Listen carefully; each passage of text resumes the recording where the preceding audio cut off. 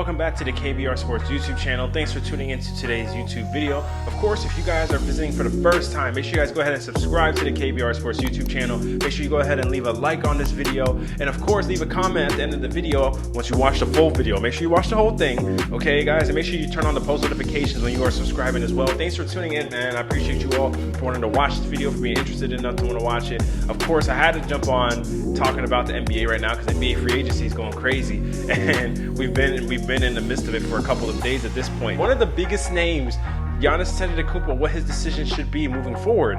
And my thoughts on this really tend to go both ways, so I might make two videos on this topic regarding Giannis. But when you think about why Giannis should leave the Bucks, it's because emotional decisions are the worst kind of decisions. There's a lot of evidence of that in NBA history. Dwight Howard deciding to opt into his player option with the Orlando Magic after previously telling the franchise he wanted to be traded. He literally could have been a free agent that offseason and could have taken his pick of the litter of teams, including his preferred destination at the time, the Brooklyn Nets. But he made an emotional decision. Same with Dan Gilbert when LeBron James decided to leave Cleveland. He penned a letter to LeBron that to this day is still negatively received, and Gilbert has since apologized for the letter, but damage has already been done. We always wish we could take back emotional decisions because they're the ones we sometimes regret the most. It's a mistake Giannis Antetokounmpo can't afford to make at this point in his career. He's hitting the apex point in his career, the point where he's regularly dominating award season and imposing his will on the NBA during the regular season. Although he is also hitting the point where, despite all the regular season success, everyone is placing the weight of championship expectations on his shoulders. I'm pretty sure we all remember this from 2010. And Cleveland fans wondering if that's the last time he'll take off a Cavalier jersey. Yeah, because at that very moment, LeBron had his biggest amount of championship expectations put on his shoulders, winning back-to-back MVPs, leading both Cleveland teams to being the top of the Eastern Conference with the best record in the East. And everybody felt as though he was supposed to be on a collision course with Kobe Bryant in the Western Conference to go to the NBA Finals, but that just didn't end up happening. LeBron was at the same identical point in his career where Giannis is now, where you have a decision made that could change the concourse of your career for the next 4, 5, 6, 10 years.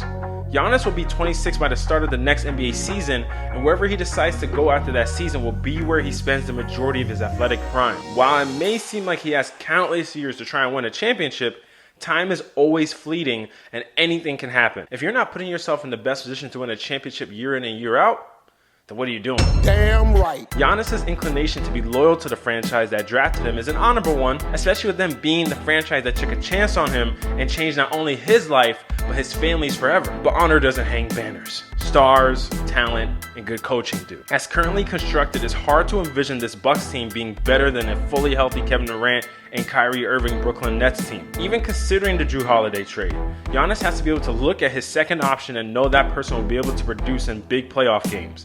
Up until this moment, Chris Middleton hasn't been that guy. In last year's Eastern Conference Finals, Middleton averaged 25.6 points per game on 41.7% from the field and 33.3% from deep. That's just not going to get the job done. And there's not enough evidence to prove that Jrue Holiday is that guy either. Just ask yourself when you heard that they landed Jrue Holiday. Did they become the favorites in your mind over the healthy Nets or the Miami Heat? I think not.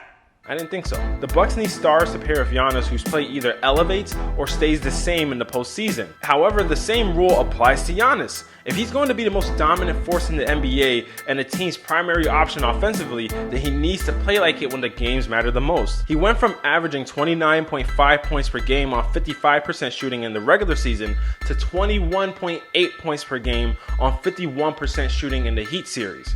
He has a responsibility to expand his game beyond where it is currently, and his impact on the game can't just end because a team makes a wall against him. Although his team does need to hit shots when the defense collapses on him, because the Bucks only shot 32.7% in the series against the Heat when they were closer to league average throughout the whole year.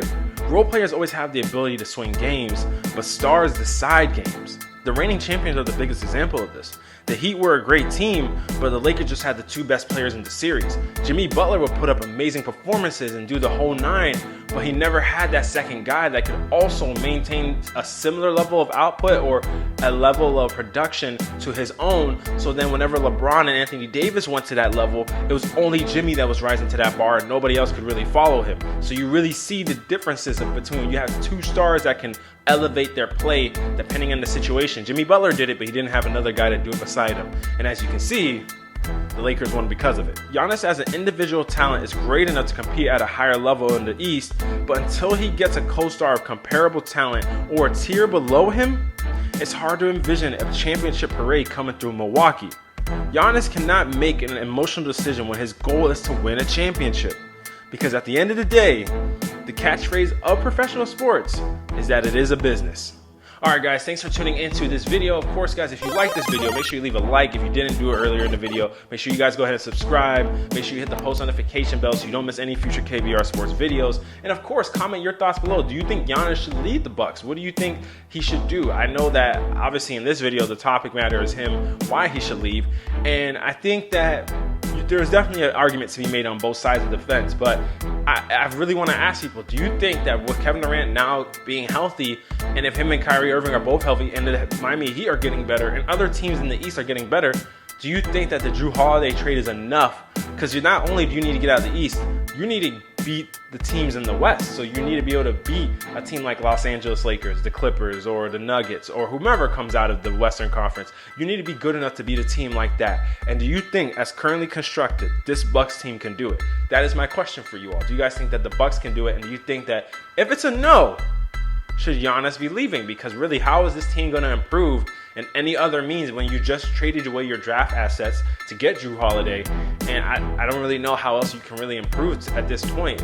They were going to get Bogdanovich. That trade fell through. So obviously now we're looking at this team and saying, well, if Jrue and Chris Middleton aren't good enough second and third options, then where do you go from here to try and elevate this team to become a really title contending team and really get a team that comes out of the Eastern Conference? All these questions to be decided in the next episode of NBA Free Agency. All right, guys, thanks for tuning into this video. Of course, until next time, guys, I'm out.